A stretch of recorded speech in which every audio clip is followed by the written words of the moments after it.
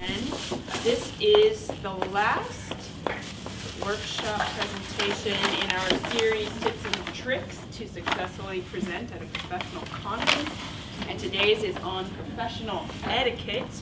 We have with us from the Robbins College of Business and Entrepreneurship, Dr. Emily Breit, Associate Professor of Economics, Finance, and Accounting. And from the College of Arts, Humanities, and Social Sciences in the Department of English, Dr. Cheryl. Are we going Hofstetler Duffy still? Duffy. Cheryl Duffy. You know, Dr. Cheryl Duffy, on any of you. Professor of English, and the Becky P. and Mike Goss, Distinguished Professor of Excellence in Teaching. You're very good. Very good. I don't even know if I can say that. They have a lot of great information about, if you've got great information to share, make people, want to listen to you through your dress, your etiquette, how you present yourself. So, without further ado. Okay, thank you. I'm going to do the first part of the presentation, and then I'll turn it over to Cheryl for the rest. So thank you for coming out this afternoon. We're glad to see you all here. So we're going to just share some tips on professional etiquette. So we'll get started by providing you an introduction. And this is what I would recommend you do. If you're presenting at a conference or presenting even in the classroom, if you have a presentation, always try to provide an introduction so that your audience knows what you're going to be talking about. It's going to make it much easier for them to follow the rest of the presentation. So today we'll be talking about how you can talk to your audience, tips for successful presentation, and some tips for successful dress as well. So when you're preparing your presentation, one of the first things you need to do is know who your audience is going to be. So today, I'm giving a presentation, and you're going, well, how do you know who we are? What I know is you're going to be a general audience from a lot of different backgrounds, because there's three main categories that your audience is typically going to fall into. They're going to either be specifically from your discipline, from areas related to your discipline, or they could be from a broad range of areas. So for instance, my background specifically is finance. So I may present at a finance conference. If I do, then I can use some jargon. I can leave out some of the fundamental background information because I know my colleagues will know that information. I've also presented at general business conferences. That would be individuals from marketing, management, other areas that know some general business but won't know all the jargon. So I need to know how to relate to them. Or I've also presented at general presentations such as SACAD, where my audience is from so many different backgrounds. If you're going to be presenting at a conference like that, really you should leave the jargon out and just make it as plain and presentable as you can in common language. So know who your audience is the first step. So what are some of the general guidelines you could use for a presentation? Number one, observe your time limits. Be respectful of the time. At a lot of conferences, they will even give you time limits. You have 30 minutes and they'll give you a 10-minute warning. So practice so that you can fall within that time period and be respectful of that time because it's set up so that the next person can go and there's time for questions. So practice is probably the best way to be observant of your time limits. Make sure you're presenting to who your audience is. So if it is specific to your discipline, you can use the jargon. Otherwise, present without all that jargon. Keep it simple. Rehearse. Practice is key. The more you practice, the better you're going to fall into all of these categories. Don't fidget with papers in hand. I have a lot of students who present in my classes, and what they tend to do is have a paper with them, and they tend to talk, and when they're presenting, they'll read from the paper, and when you have a paper this large, first, you can hear it, right? It's distracting, because often people don't just stand there, they're moving it. So if you have to present with notes, have maybe small note cards. It'd be best not to have any, but if you do, just have small note cards. Those won't be as distracting.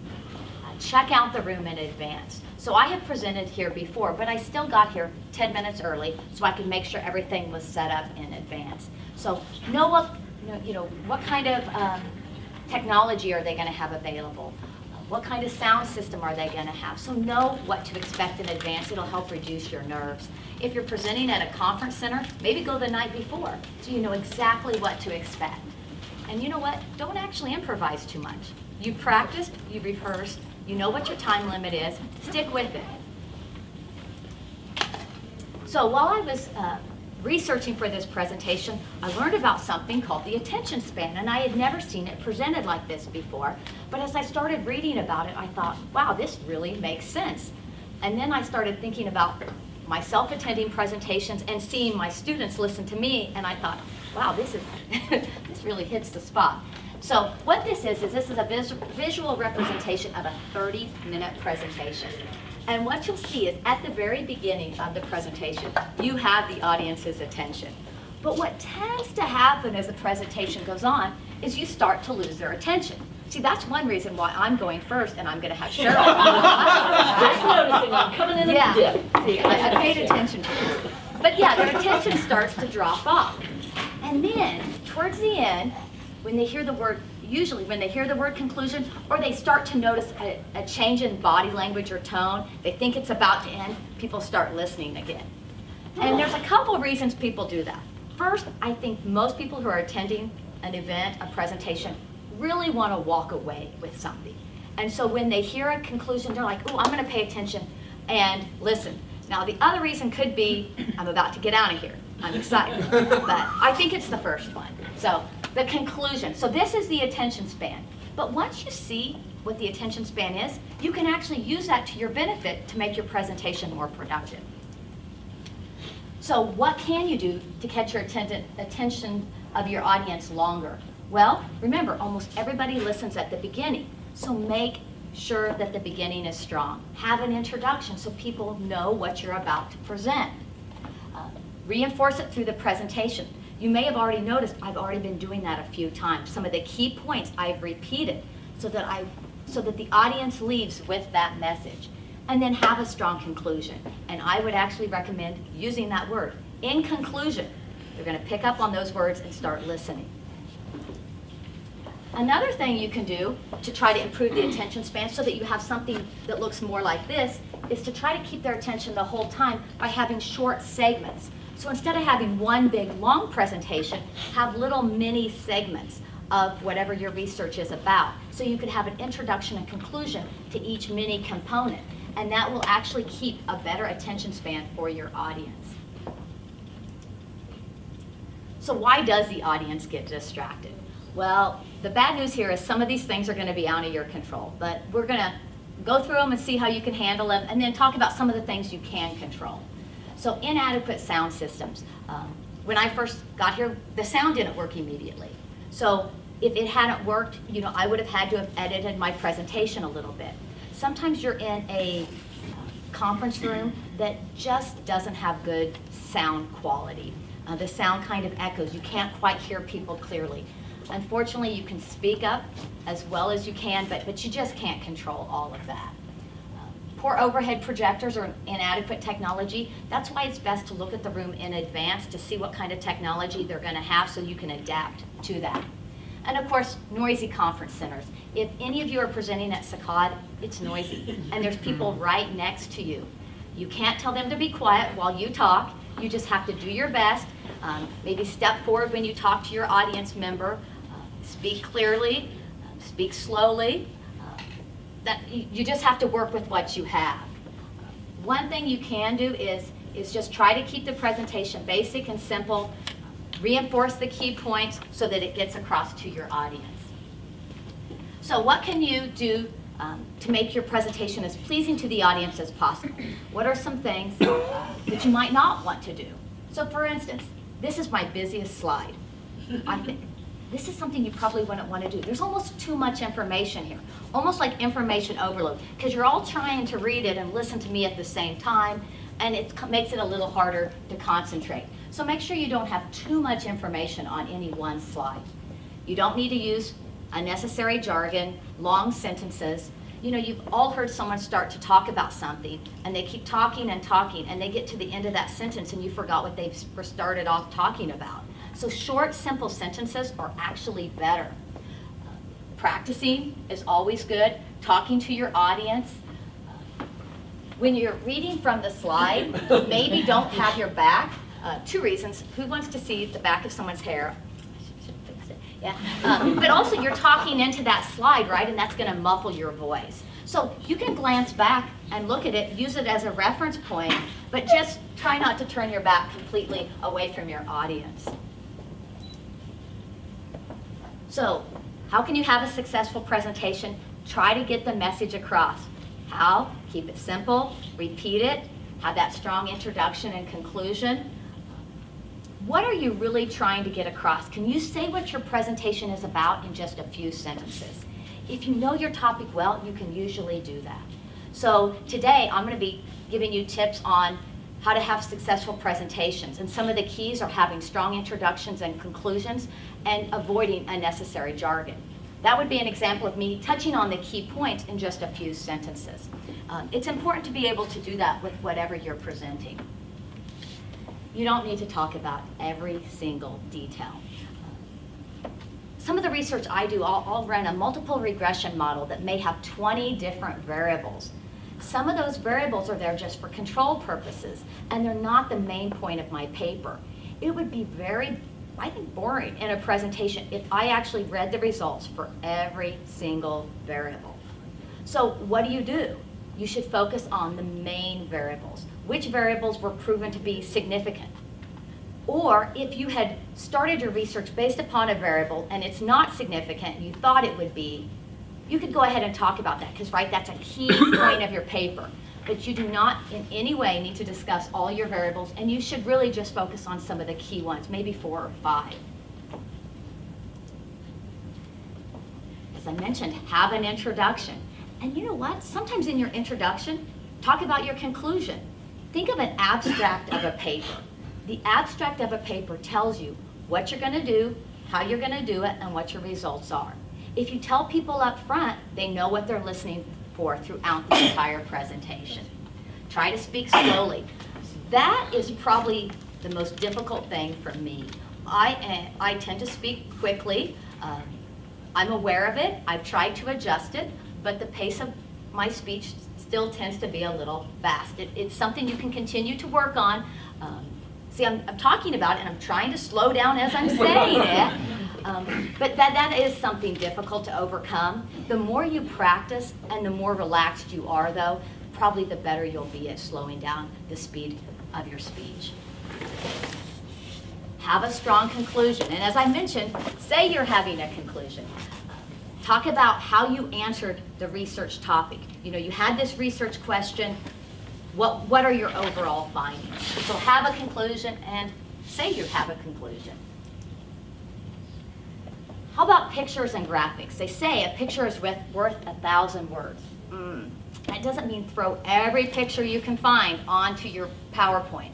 So I've had colleagues who feel like every single slide should have a graphic, maybe just a little image of a person with papers. But it's not really adding to the presentation, and sometimes it can be distracting. So don't feel like you have to load up with a lot of graphics. And if you are going to have graphics, make them clear and easy to read. So if you're going to have a chart, don't just do it in Excel and let the legend default to A, B, and C. So people are looking at it going, okay, well that's A, but wait, what is A? And then you have to read to see what A is. Use your legend and label it so someone can just look at the graphic and know what it's saying. And they don't have to actually read your paper to see what it is. So if you're going to use graphics, that's great. Just make sure you label them and avoid jargon. You don't need to perform when you're presenting. Just talk like you're talking to your friend or a colleague, and that's how you should practice too. Avoid that jargon. You know, just talk one-on-one like it's your best friend that you're talking to. You're going to relate much better to your audience when you do that. And the speech is going to come across in a much friendlier manner, and they tend to listen better as well. Now, what I've been talking about works well for general conferences as well as posters. But if you're presenting a poster, there's some extra things you can do to make your message come across clearer. So, how do you get your audience time? Because if you're doing a conference presentation, people are coming to hear you. You have their attention. At an event such as SACAD, where you're presenting a poster, you're competing with everybody else to try to get people's attention.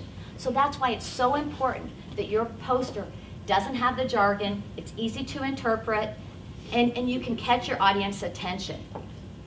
There's actually a rule called 3-30-300. So you want to be able to get your message across. What is your poster about in 3 seconds? Successfully presenting. Or I've done retention studies. Make that maybe the title of your poster so that when people walk by, they know exactly what it's about, to catch their attention. And then in 30 seconds, can you kind of summarize what your poster is about? A lot of people may just want that 30-second summary, but if it's a topic that they're really interested in, they may want the whole explanation for the poster, and you should be able to do that in about 5 minutes or 300 seconds. So are you going to be nervous when you give a presentation? More than likely, yes. I have been presenting for about 15 years now, and about an hour before this presentation, I called Cheryl, and I'm like, what time is it? I'm checking on the time, and I'm starting to get a little nervous. I present, that's just what I do for a living, and even I get nervous, right? I'm meeting people for the first time, I'm being videotaped, right? That can make you a little nervous. So how can you avoid that? You probably can't. You're probably going to be nervous. The best thing to do is practice. The more you practice, the more relaxed you're going to be. And just understand, yeah, you're probably going to be nervous. Practice will be the best remedy for that. Okay, so what I have here is a video from a previous SACOD activity.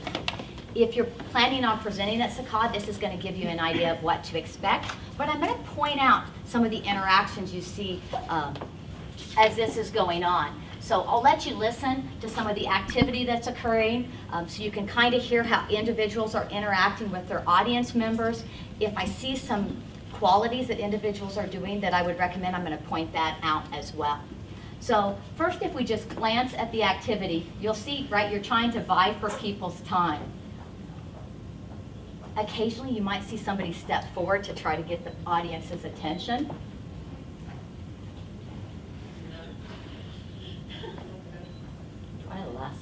And you can see her interacting and talking. So I'm going to go ahead and turn on the volume so you can hear this. So thank you very much for engaging in this. Hopefully it's a learning opportunity for you. Okay, we're both undergraduate students, and for this semester we've been working on a project with Dr. Gordon Carlson in the Communication Studies Department. We've been using 3D technology provided through the library, and what we're trying to do is visualize communication concepts that can often be a little ambiguous or difficult to understand. And what we do is we put it into this three-dimensional environment, and then we have the ability to print out the objects that we make, and they can be used in classrooms to teach the concepts. So it's just a really great way of kind of unifying an idea that can often be really complex to be able to share it with other people and make it a little bit easier to understand. What we did was sound intensity measurements of a university marching band during rehearsals, and we went and took measurements in the football field, open area practice field, and inside of a practice room. And what we got was that all of the decibels recorded were above 85 dB, and research has shown that intensity levels of 85 dBA, which decibels, and then the A is for the A scale. Okay, did you notice he used some jargon there that maybe not everybody understood, but then he went back and explained what it was. The first person you saw present, she was able to pretty much explain her whole poster in about that 30-second time period. Because if individuals aren't knowledgeable about how to prevent a hearing loss, then they are susceptible for a noise-induced hearing loss with how much they practice, how long their practice hours are, and how high of an intensity the band is to hold together. We looked at women's acceptance of cosmetic surgery based on operational sex ratio, which is the amount of females or males within the population. You notice he has some nice graphics behind him that he's referencing, but can you hear the noise in the background? Right, out of their control, you just have to deal with it. Then there were in the control group, which they were just looking at scenery and stuff like that, when they were looking at more females. And so we found that they were more acceptable to cosmetic surgery when they were looking at pictures of other females, but more females than more men. And so we also see that in the considerable subscale. And this means that when there are more females in a group, that females would use cosmetic surgery as an acceptable strategy to attract other mates. My project is about So right there at the end, he tried to do the overall summary of what his presentation was about. And a greenhouse greenhouse project takes What you'll find is most of these individuals are hitting pretty close to that 30-second mark as far as explaining their presentation. You'll also see that many of them are pointing to where you can find that on the poster if you want to go back and learn more about it, or if they have a graph or a chart, they're referencing that as well. Whereas in a long-term care facility, the nurse or the RN is more at the top. In this part, the Shabazan are in charge of the residents 24/7. And it has shown to decrease the amount of workers in the rest of the facility. And that means the Shabazan does meal preparation, they do laundry, housekeeping, and activities. And it has shown to decrease costs to hire people in other facilities by having a Shabazan around 24/7. It has also shown to have a 4.2 decrease in pressure ulcers and 6.3% decrease in hospitalization rates that the residents have to go back to the hospital for some sort of illness. And it also improves the residents' activities of daily living. They're able to do their own things for a longer amount of time. And she pointed out some specific numbers. If you're given a general overview, you could even just say a decrease in an activity, but she did reference some specific ones, which is just fine as well. So that's the conclusion of my part, but not the end of this presentation. So I'll be turning the rest of the presentation over to Cheryl. And you don't need much.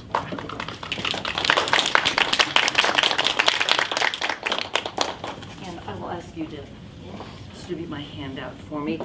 Part of what I'm going to be doing is going to reinforce some of the points that Dr. Breit has just made. So I will try to move quickly through those since you will already have heard those. But I think it bears repeating my number one point, which is practice giving your presentation. I cannot emphasize that enough. And I would say practice in front of a mirror, practice while wearing what you're going to be wearing, video record yourself. I know that your phones can do that, so set them up and record yourself and then play it back and listen to yourself. And it helps to have an audience too. So if you have to bribe your friends with pizza or potato chips or whatever, bribe people to sit there, because it's one thing to talk to yourself in a mirror and it's quite another when there are actual people there. And if you can do your presentation with people you know and who might even be heckling you at the time, then you know you can do it during the actual presentation. So practice, practice, practice. Even if you're doing a poster presentation, practice that little elevator speech, that little 30-second, here's what my project is about.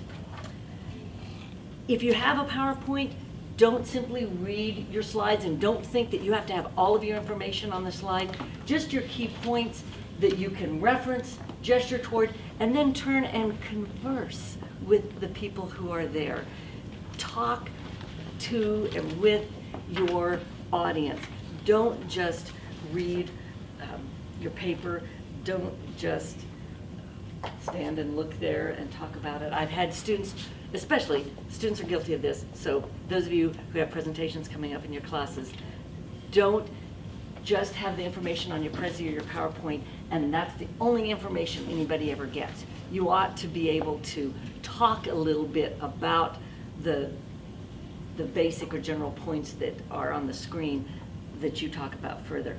Exude confidence, and I know you're like, well, wouldn't that be nice? If I only had some confidence, I would exude it. But what does it mean to exude confidence? Part of that is talking loudly enough that people can hear you, so practice talking loudly enough, stand up straight, look people in the eye. If it's too dang intimidating to look someone in the eye, just look beyond them, because what you maybe don't realize right now is that I'm looking at those books and I'm looking at that wall back there and I'm looking at those glass cases and I'm looking at those potato chips and wishing I had some. And you don't know that, so you don't actually have to be making eye contact with everyone. And if it's a closer encounter, like for maybe a job interview where you're closer and maybe looking beyond them isn't possible, just look at their forehead, because you're ill right now. I'm looking at your forehead, so nice forehead. So you don't have to actually be looking someone in the eyes if that is intimidating to you. I would also say don't fidget and don't apologize. If you're nervous, don't say, I'm sorry, I'm so nervous. We'll know that already. You don't have to tell us. And it just really doesn't help to acknowledge it. So don't don't apologize. If you mispronounce a word and or you forget something, just say, give me a moment. It's not coming to me, I'm going to have to move on. And just do that. You don't have to apologize. Turn off your cell phone. That's just, I made a point of doing that. I thought, wouldn't that be ironic in a not very funny way if while I'm doing this presentation where I say turn off your cell phone, the cell phone in my purse rings. So turn off your cell phone. Decide what you're going to do with your hands. Now for me, that's never been an issue. My daughter will tell you that I can't really have a conversation without using my hands. It's just going to happen. But know that messing with your rings is not an option. Jingling the change in your pocket is not an option, okay?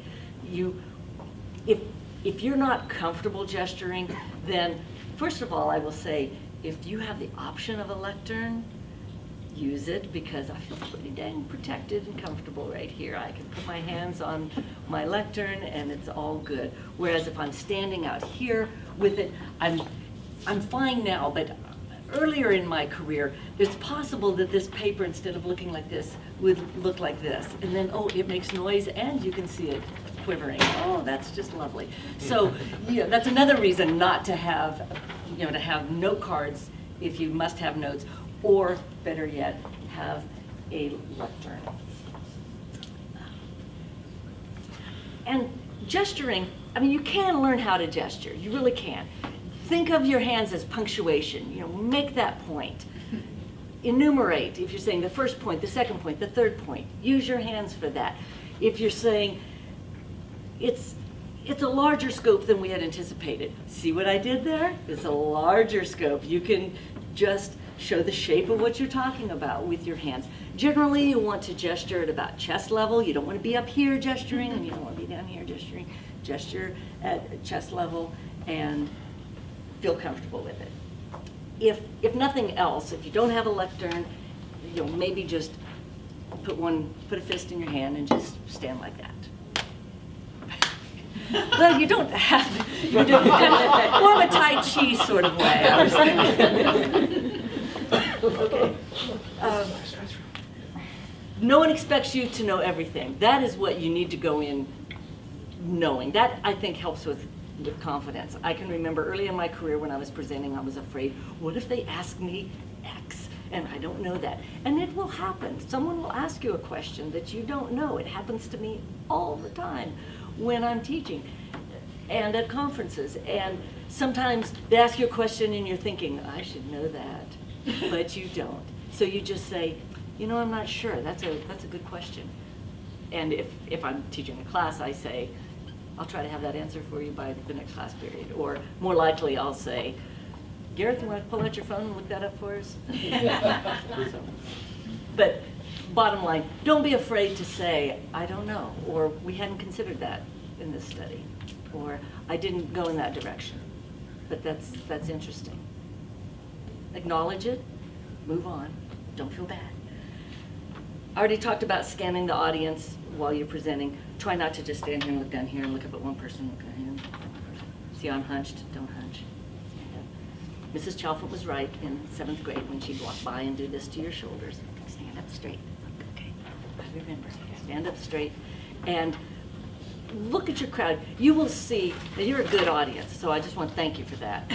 Because you're attentive, you're smiling at the right times. I feel comfortable looking at any one of you.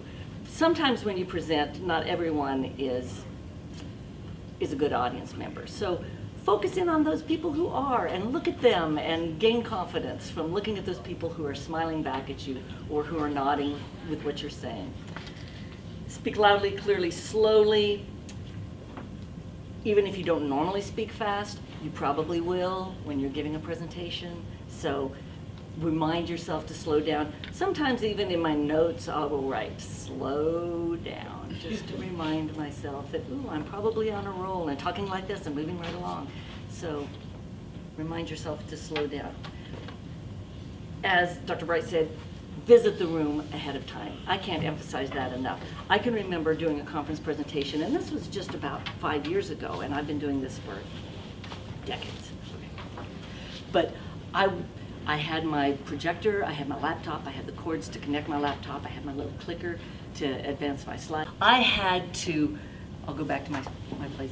So that was a problem. I had to track down an extension cord. I know some people who travel with an extension cord if they're using equipment, just because you never know where the outlets are going to be. But because I had gone to the room early enough, I wasn't panicking with everyone sitting there waiting for me to start my presentation, and I'm trying to track down an extension cord. So do that. Plus you can get a sense of the lighting if you need to adjust the lights, or if you need to move the screen somewhere, if that's an option. So check out the room and check out your equipment ahead of time. If you have handouts, have someone else hand those out. It was so nice having Dr. Breit hand those out so that I wasn't scrambling to do that. Number 12 was a difficult one for me to learn, and that is, do not fear the silent pause. I'm not really a silent pause sort of person. I'm a sort of fill that space sort of person. I can remember when I was an undergraduate student studying to be a teacher, and for one of my classes, they videotaped, yes, we're talking VHS, videotape. Hey, it wasn't reel-to-reel, so I'm not that old. So it was, they videotaped us doing teaching a little mini session. And I felt pretty confident with that. I've always been a talker. Every teacher has always written talks too much on every report card up to that point, so it wasn't an issue. But what I found when I watched that, I was horrified, because I pretty much every 2 seconds was saying and I wasn't even aware that I was doing that until I watched this video, and it was mortifying. So I had to learn to, as I'm thinking of that next thing I want to say, or I'm trying to think of the word, I will just pause and let there be a little bit of dead space, because that's much less annoying than saying every 5 seconds. So that's another advantage of doing a video recording of yourself giving your presentation, because you may not even be aware of some of the weird stuff you're doing while presenting. The things you're saying, what you're fidgeting with, this annoying little habit you have with your hair, or whatever. So record yourself. Appearance. I'm going to say, if you're going to present, dress up. When I'm presenting at a conference, I dress a little differently than if I'm just attending the conference, right? So if I'm going to a 3-day conference, on 2 of those days, I am, who knows what I'm going to be wearing. But on the days that I'm presenting, it's going to be like, I planned this. I'm wearing presentation clothes today, and I'll talk about what's presentation clothes-ish about this in a moment. But when in doubt, I would say dress up. If you're thinking, do I need to dress up for that? I'm going to say answer yes. You want to be taken seriously, so dress accordingly. The first year that I taught, there was not a day that I showed up to teach that I wasn't wearing some sort of a jacket or cardigan. It was in the early 80s, so yeah, chances are it was a matched suit, and there might have been shoulder pads, I'm just saying. But the point is, I wore a jacket every day because my first year teaching, I was, 21 years old? I needed to be taken seriously, and so I wore a jacket. And the nice thing about a jacket is, if you show up and none of the other presenters are wearing jackets, and you realize, oh, this is really a much more informal venue than I thought, it's easy enough to take the jacket off, right? Sling it over your shoulder. No. So, I recommend jacket, blazer, cardigan, maybe a vest. A note for women, don't hate me for this, but I'm just going to say, dressed up does not mean dressed up for a night on the town. Because I know I used to take students, when I taught a theories class, we'd go out and teach at area high schools, and I would say, you need to dress up. And then someone would dress up and I'd think, oh my, those high school boys are not going to be paying attention today. So dressed up no short skirts. This is about as short as you want to go. No short skirts. For one thing, you're going to be uncomfortable if you're like in a job interview situation and you're sitting across from someone doing an interview and you're going to be spending that time pulling your skirt down and worrying about the length of your skirt. So don't wear short skirts, don't wear low-cut tops, don't wear form-fitting clothes. The look you're going for is conservatively professional. Conservatively professional. So we're not looking for frilly, sexy, sweet, or overly casual. We're looking for professional. A note for men, again, I'm just being so sexist here, and I guess maybe I'm old enough, I'm just doing it, okay? So, hey guys, dressed up means more than clean jeans and a collared shirt. So, dressed up might mean at least darker colors, maybe dark dress slacks, maybe if you have black dress slacks and a nice shirt and a tie, that's pretty dressed up. That's nice. Crisp fabrics, ironed crisp. Okay, I just say khakis and a polo probably are not going to work for dressed up. And I'm thinking, I mean, sure you could wear that to work probably and be fine, depending on your field, but most fields that's going to be okay. But for a presentation or a job interview, no.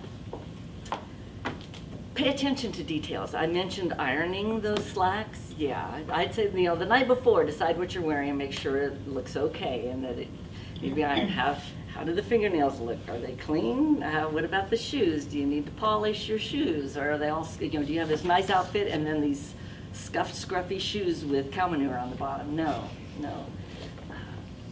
So, details. Speaking of shoes, go for professional and comfortable. I specifically wore my professional and comfortable shoes today. I'm still walk around. You want to see the shoes? Can you see the shoes? I can only do that for so long. But, a slight heel. Flats would be okay. This is not the time for spike heels or ginormous heels. For one thing, going back to the nerves issue, this is another true story. I can remember I was a freshman in high school and I was doing piano contest. And piano contest up to that point had always been some old piano in the geography classroom at Plainville High School. And so, fine. When I was a freshman in high school, though, we did piano contest in Malloy Hall on stage with this ginormous piano. It's probably a baby grand, but it was a baby grand, I don't know, but it was a fancier piano than I had ever played on in my life. And I'm wearing heels, right? And this is no lie, while I'm sitting there, that's my knees. I thought that was only in cartoons that knees did this, but my knees are knocking together because my feet are so unstable on these, balancing on these little heels. It was, hey, I got a 2+ and that was a gift. That was a gift. It was only a 2+ because by the time I got to the third movement, it was like, okay, now I'm relaxed. And the judge even said that, that third movement, it's like, yeah, my knees stopped knocking by then. So, and when I used to do speech and debate in high school, I always made a point of wearing shoes that if I felt a little nervous, I wasn't going to fall off of them. So, comfortable but professional shoes. Dark colors typically lend a little more credibility. When in doubt, go with darker colors. Maybe even solid colors, just a little bit more, well, it's more conservative, and I tend to say lean conservative. And that might be something you attribute to my age. I can own that, I can accept that. But often the people that you're going to be presenting to or the people who are going to be interviewing you are going to be older. And so you might just lean toward dark, solid colors. While you want to look professional, you also want to be comfortable, so think about that. What I'm wearing is really amazingly comfortable because this waist, okay, yeah, it's elastic. So, and these are knits, knits are comfortable. Women can maybe get by with that a little more, but make sure your jacket fits and it's not scratchy and it is comfortable. Natural fabrics it can be a good idea. just because they breathe, and you're going to feel more comfortable. In conclusion, you see what I had there was final point. That would probably work as well as in conclusion, as far as getting your attention back up here. But let's just say, in conclusion, if you're doing a PowerPoint or a Prezi, do not end with the screen and then done. So let that last slide or screenshot be up there, but then maybe even step out from behind the lectern if you're using a lectern, or take a step forward and talk, have a sentence or two that you use to wrap it up. And you've made that connection with your audience. That's what they're going to remember. And end with you, not with your PowerPoint.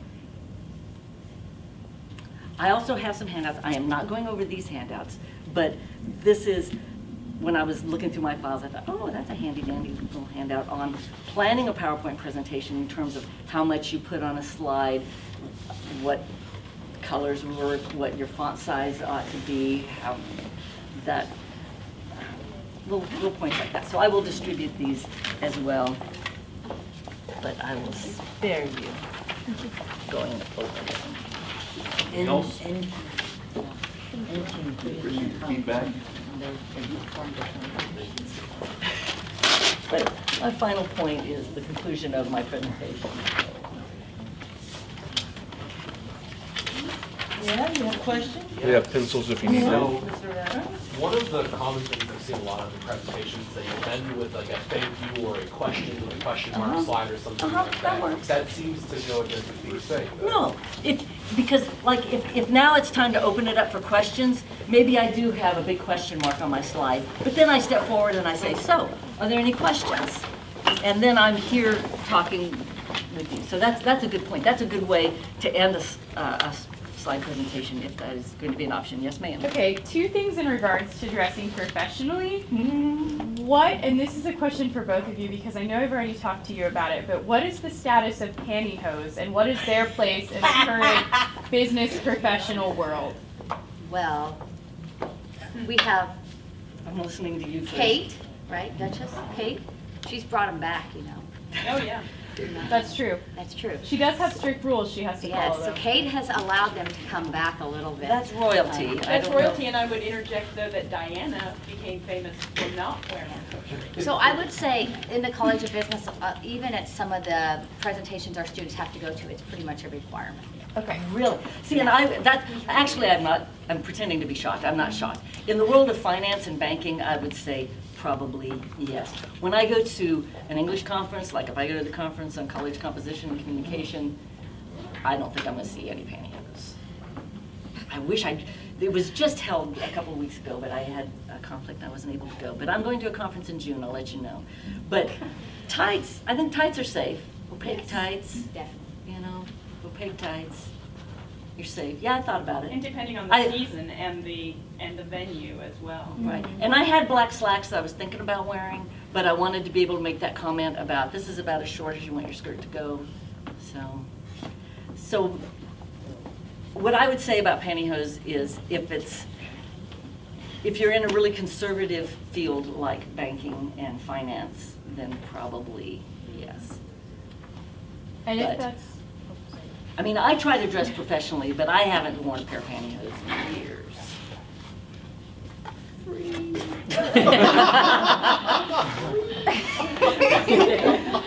Is that still recording? so if that is the case, He had moved then away, so I didn't think that was would it be better to go with a darker color so it's very obvious that you're wearing pantyhose, or is a nude, or I think there's a color called suntan? Is that okay? Okay, so I would say, so I see a lot of people still wear the dark hose with a dark look, because that's a nice look to have. So that might make a younger person feel more comfortable who's not used to wearing them because they're just, you know, a darker tight or something. Otherwise, I think it's supposed to match your skin tone. I actually just read an article on this. We should There are articles on pantyhose. yes, because it was all about Kate. I'm not kidding. Will and Kate. Kate has brought it back. But you should go for something higher quality so it's not even obvious that you're wearing them, they say. So like we're saying, wear them. I know. So. Because while it's not obvious, especially if they're very sheer, they do provide a sense of polish. You can tell when somebody has them on, you know, versus when they don't. I mean, just from experience, I mean, our generational kind of things, like, you know. And it, you know, and it also impacts too how your clothing fits. That is true. You know, foundational garments can impact how you look in the dress that you're wearing or the pants that you're wearing or something like that. Does it feel like it's, you know, enslavement? Sometimes. But other times it can make you actually feel a little more confident. And I would say a lot of times when people are wearing them, it's like a very formal competition, interview, things like that. I just want to interject. Well, you brought it up, but like with opaque tights, you don't ever have to worry about getting a run. You don't really get a run in tights. But I can remember, I mean, with pantyhose, you know, one little ding, and yeah, you always had to be sure you had clear nail polish around. So, just saying, it's freedom to not wear pantyhose. The other thing I had a question But about. I don't think I would go with bare legs. I would not go with bare legs. I wouldn't wear like this skirt and bare legs. The other question I had was, I host a lot of business professional events or business casual events through the Fort Hays Honor Society and with the Fort Hays Honors College, and it never fails to amaze me sometimes just that a lot of people don't know what business casual or business professional is, and one thing I always see a lot of, regardless of whether or not the event is business casual or business professional, is open-toed shoes. Well, I would never wear open-toed shoes for, what are you laughing about, Leslie? Last year's video. Marilyn. Right, we had a conversation with a friend about interviewing, and there were about 6 of us women, and when she was this other woman was describing what she had worn to her interview, we were like, oh, you wore sandals? No open-toed shoes. I mean, not even like peekaboo toe pumps. No, toes must be covered. And her dress, it was kind of a gauzy. So when I said natural fabrics, I thought, come on, people, don't go crazy with that and wear like crinkled gauze, flowy, peace, love. Yeah. I will agree with you. I think a lot of people would think what I'm wearing is business professional, and it's not. This actually in my area, this is business casual. I don't have the jacket on, and so I don't, I'll be honest, like when I'm teaching, I wear like this, business casual, and I sometimes do have like an open toe on that, but if I was going to do a job interview or business professional, I'd wear closed toe. What I wear to teach in is not the same as what I would wear to present at a professional conference in, or what I would wear to interview for that teaching job. I think what I hear you saying, and what we've heard throughout all of the workshops, is really know your audience and what their expectation is, and try to match that.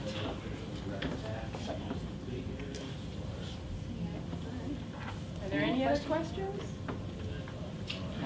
I just wanted to close up here. I want to make a because shameless plug before the whole conclusion thing. You guys get all excited.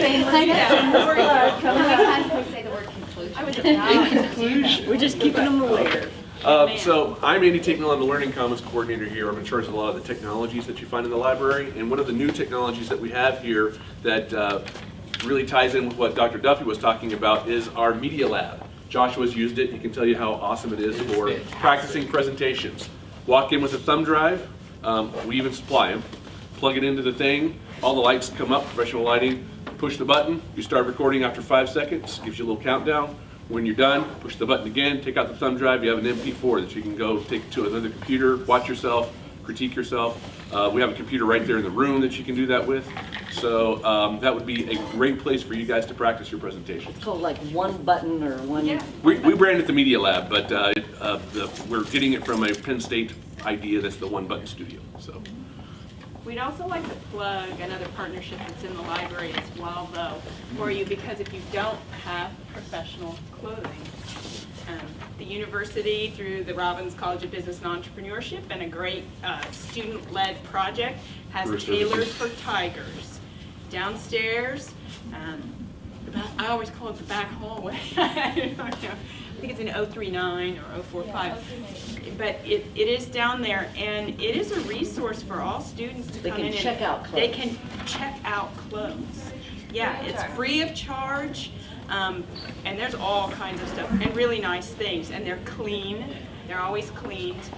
So, you know, it can be expensive to try and build a wardrobe, and this is a good way to get used to wearing those types of clothes, finding out how they look on you, but also being I don't want to say presentable, but that really is what it's about. And they have Professional. some regular hours that we can Yeah, get to they're you if you have posted. questions about that, but Career Services is actually who's in charge of that, so if you have any questions specifically about Right. that, Career Services over at It Cherry did Hall. start with the College of Business. And I'm gonna but put in then one more career plug. services. For- He has a question. Oh, a plug for women. There are professional clothes available through the options. Janice Closet, thank you. Yeah. Another It's at my resource. church, so why should I remember the name? No. It's Janice Closet, which is at Trinity Lutheran Church, and they have a ton of women's clothing in all sizes, and it's free. It was originally developed for women in domestic violence circumstances who maybe had to leave home in a hurry and go to a safe house and needed professional clothing for work, but they've expanded whom they serve. So it's college students, really anybody in the community who needs professional clothing, and they also have accessories and shoes and scarves. Anyway, and it's there. You don't check out the clothes; you Right. pick them out, and there's a little dressing room area where you can try them on, and then they're yours to keep. So, Trinity Lutheran Church. Or check Forsyth with Library. Janice Closet, because Janice Closet, Janice campaign oversees. And she's only pointing to me because I'm the intern there. So just to clarify that. She is not Janice I'm not campaign in and doing of that. herself, but she does intern there for my class. You got a question? Oh, yes. It's kind of, I thought about it a little bit, now it makes sense that you would be able to go into the where all the The clothes medium? are and The try tailor? clothes on, like a day before or a couple days before, Sure. to figure out what So you how want to long wear. can they check them out for, do you know? I am I not don't aware know of what for it how is. long, but their hours are Mondays 9:30 a.m. to 11:30 a.m. and Tuesdays 1 to 3, or you can contact Career Services and schedule an appointment outside of those hours. They'd give you a better idea. I Check don't with think Career there's some hard Services. and fast rule. I think it's probably, you know, what do you, maybe you indicate. How long do you need it? How long do you need it? You know, if my presentation is next week, but I'm nervous and I want to get this taken care of, I don't know that there's sure like they a work with run you. on all of the clothes kind of thing or waiting lists. But yeah, you know, and depending, you want to go and check whether they've got your size. So, and they do have a wide variety of sizes too, because lots of donations. I think we're done. Yay, thank you all for coming.